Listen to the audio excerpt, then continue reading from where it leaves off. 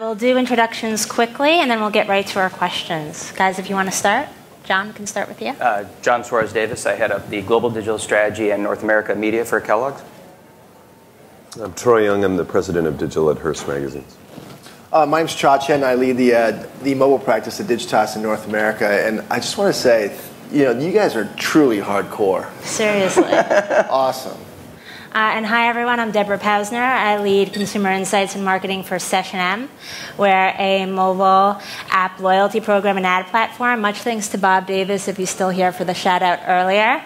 I was sitting in the back, but I was literally going like this when him and Eric were talking about our company. So thanks for that. And to dig then right into the questions, really a key theme throughout the morning, and I think something that we as marketers are really excited about when it comes to mobile is that mobile is everywhere. As Simon said earlier, it lives with us. It's with me when I'm reading a magazine on my tablet at the airport waiting for my flight. It's with me when I'm in the grocery store looking up a mobile coupon. And so my first question for you guys is, how does that idea of context, of where the mobile user is and what they're doing, impact your strategy? Cha, we could start with you. Sure. I mean, it's incredibly important to us, right? Because I think one of the things that actually, as Michael in the previous presentations kind of pointed out, or at least alluded to, is that mobile isn't just a channel, right? It is. We think of it as kind of this set of cultural and behavioral changes that are happening. But the thing about context in the mobile space is that it's really different than the desktop digital space. In desktop digital, you basically had the surrounding content was the context. And in mobile, you have the ability to actually say, to really kind of look, to consider like basically what you're doing in life as the context, right?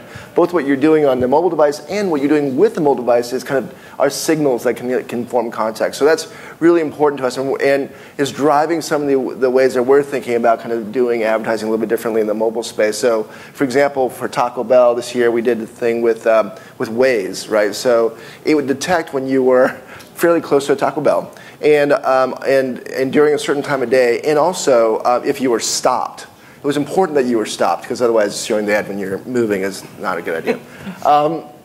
But you would actually, when you were stopped and you were near Taco Bell, it would flash you an ad for a drink that we were advertising at the time, and show you where the nearest Taco Bell is on the Waze map, right? So that's kind of an interesting kind of use of context. That's great.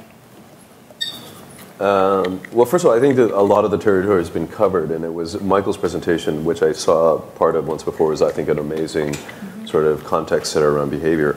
I guess when I think about it broadly, it's just it's another data point, and it's a complex data point because it just isn't where you are; it's what mode you're in, which was kind of the point you made, whether around the Waze targeting system. I think that it starts to get enabled more systematically in the same way that behavioral targeting does as we move towards buying audience and move away from context, and it becomes another very, very high value data point that we'll trade in, because publishers will always struggle with today the system that we work in with scale, and ever finer cuts on audience will just create more value for marketers and more value for publishers, and as long as there's a system in place that can kind of allocate that efficiently, it'll be it will reward everybody in the ecosystem.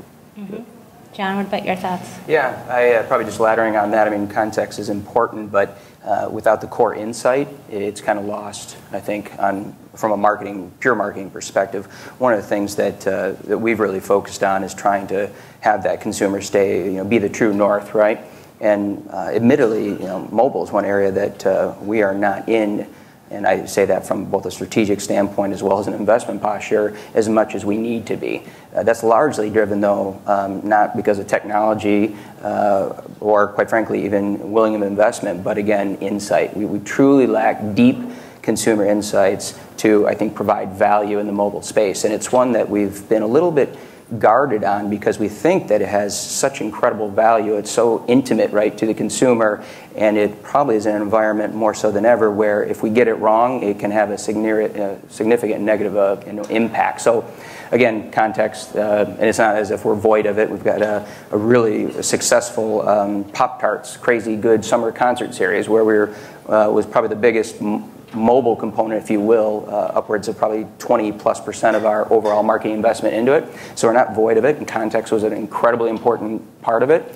But that was only enabled because we had a really deep insight as to how Pop-Tarts was going to connect and create value with the teen consumer. So I think that's probably would be our focus. Great. Well, I guess just jumping right off that, so how are you starting to think about getting some of those insights? I know at Session M, we do a lot of in-app surveys among our audience to get a better understanding of who they are to help the brands that we work with and our mobile publishers. But, how are you at Kellogg thinking about that to better inform your strategy? Yeah, it's probably the biggest area. We have actually been fairly aggressive in just a macro standpoint on moving our budget. I think with the last presentation, we're I think fairly proud to say we're not TV-centric anymore, and we were not that long ago with upwards of 30+% of our marketing spend going into non-TV centric, linear broadcast investment. Part of that, though, is because we believe we've got a great framework in how to measure the performance in the marketplace, and we do that on what we call our pyramid. So our audience delivery, our in-market brand tracking, and our market mix modeling. And once we put that in place and got buy-in, you saw that investment follow. Mobile is a very difficult area because we don't have the audience delivery because of the fragmentation, because of the lack of a third-party provider giving that visibility. That is a major flaw in our mind. We do get brand survey lifts. Our partner happens to be ComScore, and interestingly, when we do the brand survey lifts on a lot of our mobile campaigns, we see significant returns on it, or I should say significant lifts. The bottom line is on market mix, and still right now the amount of impressions we're putting into our models aren't sticking in the model. So that's on the measurement side. The inside side actually is really fundamentally different than how we get insights on consumers, and that's again survey based or in-home usage, etc. Chad, what about you? How are you helping some of your clients think about measurement and really about getting these insights they need to inform the context that they serve advertising in and how they best reach their consumers? Actually, we do think that mobile presents, to your point, a number of kind of different new signals, right, that we can actually go in and try to figure out and correlate. So we are doing that, and I think one of the things that I can't overemphasize is the fact that basically social is mobile. Right. So when we look at this, the social analytics tools, we're looking to look at that as kind of a mobile signal as well. We're also looking with partners to actually look at location data, and so we're doing some quantitative analysis to really kind of figure out what is the correlation between these signals and kind of an eventual kind of desirable outcome, like a visit to a Taco Bell store or a visit to a Sprint store. So those are definitely things that we're doing. We are also doing some qualitative things with our clients as well. And the other thing that's actually been very interesting over time is to see kind of the data that comes to our clients, like websites, like their own properties and how people are interacting with their own properties across devices has actually been really interesting as well. Troy, what about you from the publisher side? I mean, how are you using insights to inform your strategy, but then also help the brands that you work with? I think it's really immature, but the one thing that I observe, because I watch traffic patterns really closely, and on a site like Cosmopolitan that has about 19 million uniques, you can get a really good read of device patterns at time of day and what it does to consumption. And the interesting thing about just a simple insight about how people use mobile to read content is in the morning I've been noticing lately that we have situations where we'd have 65, 70, 75% of our consumers reading the site on mobile. And what happens is that we get a lot more traffic spikes. So people come in and out really, really quickly. And so they'll consume a single article and they'll move away from it. So you see a really erratic traffic pattern. And what it suggests to me is that you have to think similarly about how you deliver advertising in that context. You don't have a lot of time to steer a consumer on a journey. So you have to either, you're trading in kind of in a very sort of low-weight, frictionless, simple sort of impression delivery environment. Either by handing someone off in the case of the much more sophisticated case of influencing a person at retail, but that's kind of at a couple of years out. I mean, I think today it's really like it's just, it is a sort of living case study for how we have to deliver a really simple content-based advertising experience as part of the feed and make it extremely easy for the consumer. And I think having said that, the knock on mobile has always been, look at the ad size, it's really tiny, no one will ever see it. I think it's actually from like simple percentage, Brian Monahan used to talk about this, but the percentage of real estate dedicated and the relationship between the ad and the content on mobile is far better than it is on desktop, right? On desktop, we have multiple ad units, we have a lot of competition, we're cross-selling content aggressively. Mobile, you have an article and an ad. And you can glue that ad to the bottom. Yeah. So I think that there's an intimacy and there's a sort of share of voice inside of that environment that is completely underrated today and undervalued in terms of the monetization mechanisms. Can I just add to that for a second? Because I think you're right on. I mean, if you think about, while we talk so much about the platforms and technology, but from a marketing perspective, if you're honed in a 30-second spot, right, and now maybe you craft great 15 seconds, and we heard what Adam talk about 6 seconds, and I think your point is well taken. It's really, really challenging, right, for marketers as far as the institutional knowledge of how to deliver value in simple messages. And it's absolutely critical to, I think, getting us to power those experiences. And I think working with publishers and to truly understand, because it's not a transaction, maybe relationship that maybe we would have in the past where we're simply buying media. This takes a much more co-creation to understand how we create value in the marketplace. And that's the one area that I think we've got to focus on. Yeah, absolutely. I mean, I think bringing value to the mobile consumer, just as you guys were saying earlier, the personal nature of your phone is certainly key. I mean, another two key themes from the year actually have been programmatic buying, right? So the efficiency and the scale. And then on the other side, we have native advertising. So really contextually relevant, really far more personal, really in line with that content. So Chad, just starting with you, I mean, how have you been thinking about these two sides of the coin, and how have you been helping your clients think about it? Yeah, so I think the thing that is interesting for us is that because we're an integrated kind of agency, right? So we have both like the media planning and buying stuff, and also the creative stuff, right? Is that we are often saying to our clients, look, if you want to get efficient reach, and it's the kind of direct response type of things that you want to do, it's then you want to go with kind of more programmatic based buying. That's going to be fine, right? Provided there's some kind of guardrails put in around kind of like the types of sites you run on, all that kind of stuff. But on the other side, if you actually kind of really want to kind of make an impression and tell a story or really engage the user, you definitely want to think about like the more native formats, and also native not just kind of in terms of the format, but native in terms of the content, right? To your point earlier about kind of how do we actually kind of be a part of the user's engagement with the content, with the experience that they're in, right, and with whether it's an app or a mobile website. So for example, like this is a pretty interesting, just this is a very kind of straightforward example, but we did a set of things with Rovio and Angry Birds when we launched when we helped Mars launch the Brown M&M, and we used the Angry Bird characters in the advertising. And that like had the best kind of like, outcomes from any of the placements that we did in the entire digital campaign. So, I mean, I have a sort of unifying theory around it. I really think that, well, first of all, think about what Adam was saying earlier about they're running programs now where they are taking content from our brands and accelerating that through. So you take content from an Elle or a Cosmo or an Esquire, feeding it into Twitter. They're accelerating it through a buy from, say, Sprint or Verizon or Procter & Gamble. And we are running the media units, we're running video in that tweet.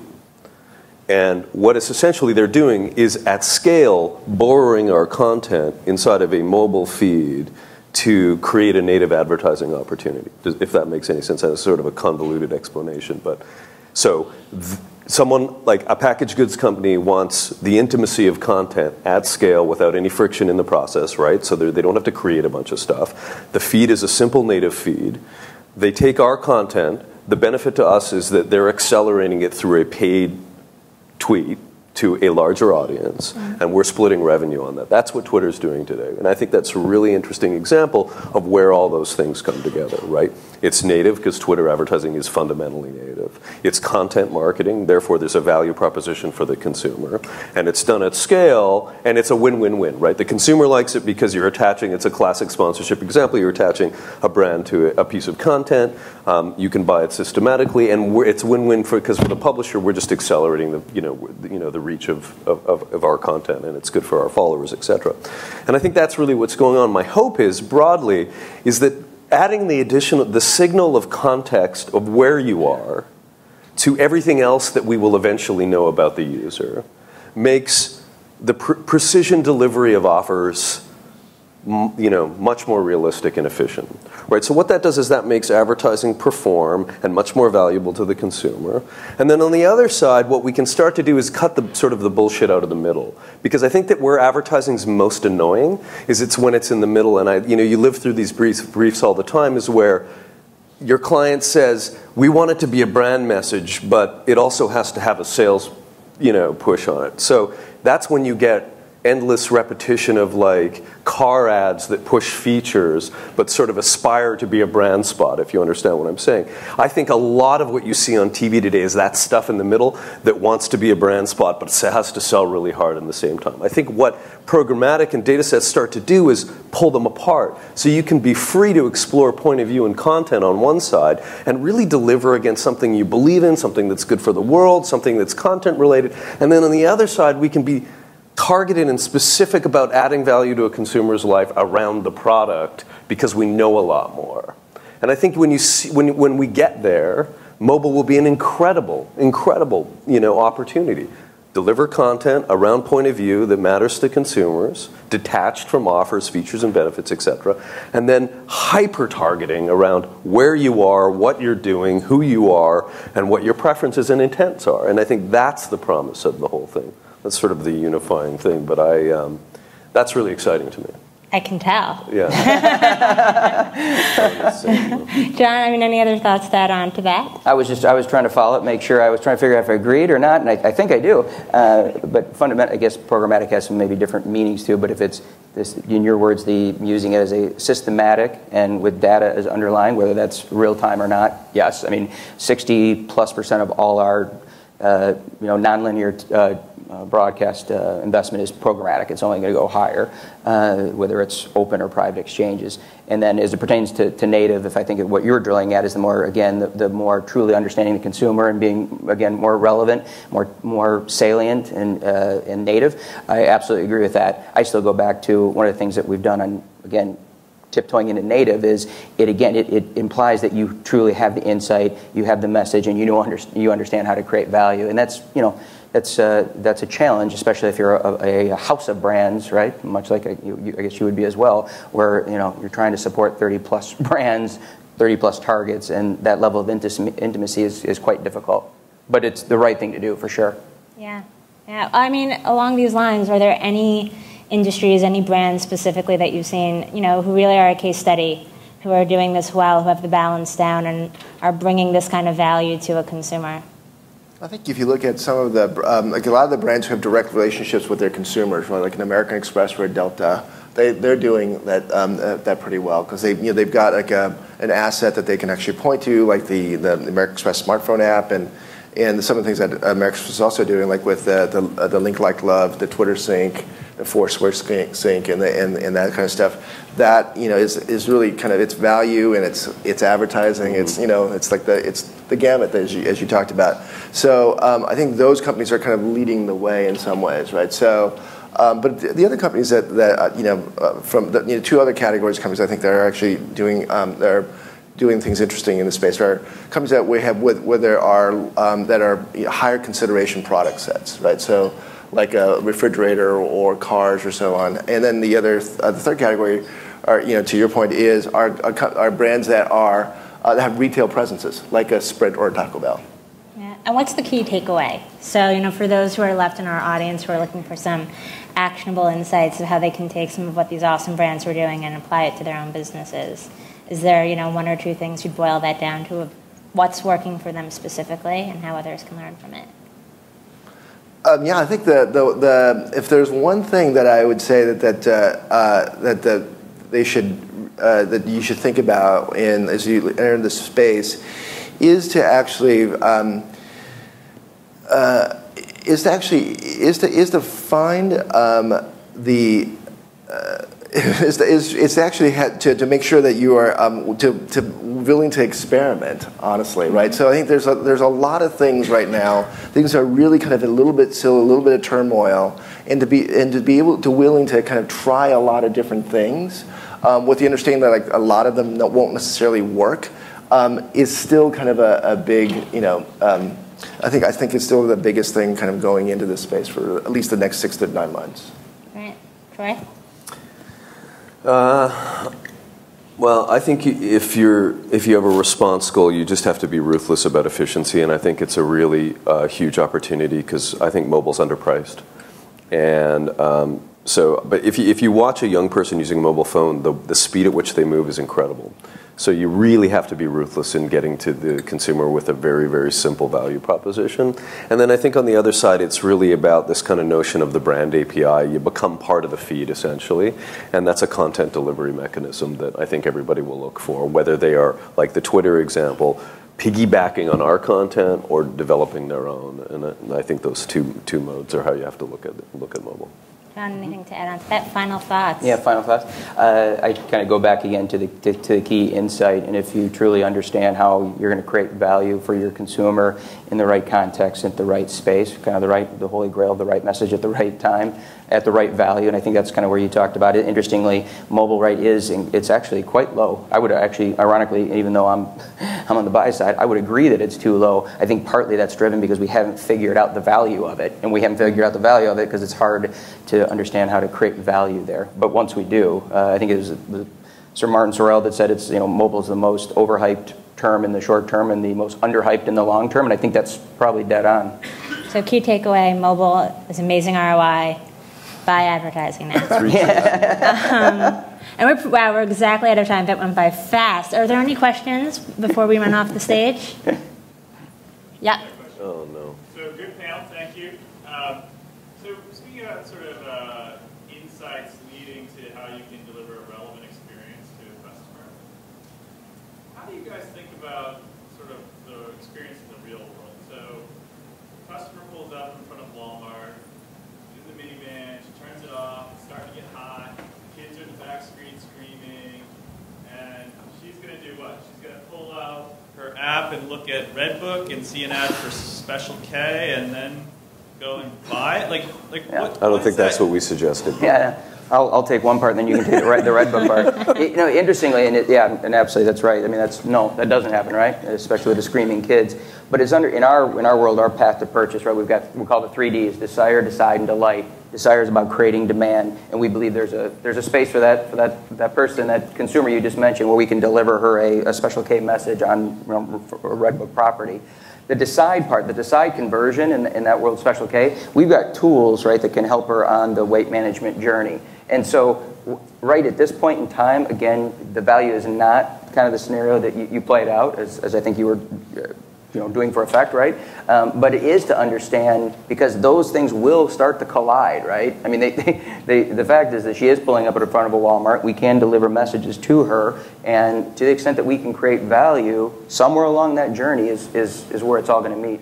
Let's do a different example, Brian. I can think of lots. So Let's say that on Twitter, Elle delivers the 10 best boots of the season as a video that we shoot, that they promote through a Walmart promoted tweet. The consumer gets that promoted tweet. Featured in those 10 best boots might be a pair of lovely boots from Walmart at a very good price point. And we would therefore influence the consumer by combining content around intent and a really powerful, trusted brand experience. Or we would... Well, that may be how that person's experiencing that media moment. The other one might be, we partner with Walmart, and Redbook powers not just a line of affordable women's clothing at Walmart.com, but we provide content on how to dress for your body size, or whatever it is. And that content could easily live inside of your application or on your commerce property or wherever. And then we could syndicate that at different times across our property to influence them when they're not in the immediate buy experience or connected to. So I think there's all kinds of ways that you can use content to create a kind of more trust around the purchase experience. But since you've joined Walmart, Brian, it's lovely to see that you've become absolutely ruthless about the transaction. You just need to get Special K in that example, and then we're good. All right. Seriously, what's mobile about that? Place-based targeting is not the killer app of mobile media. It's one of the I think we have to think about location as a signal, right? It's not.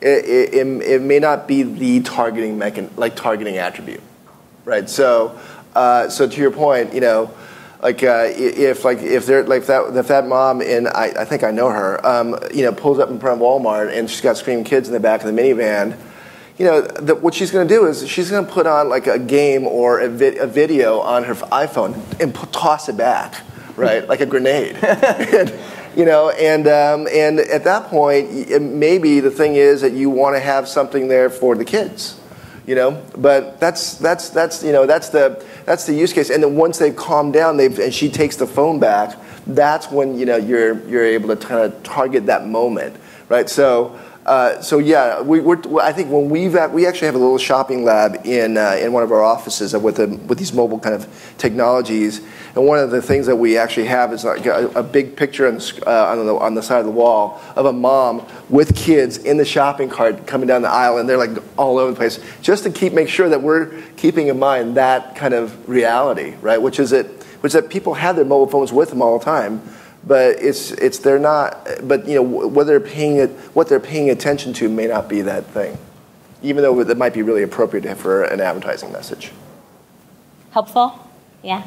Good. All right. Well, now we're really over time, but thank you guys so much. Thank you to our panel, and enjoy the rest of the conference. Thank you.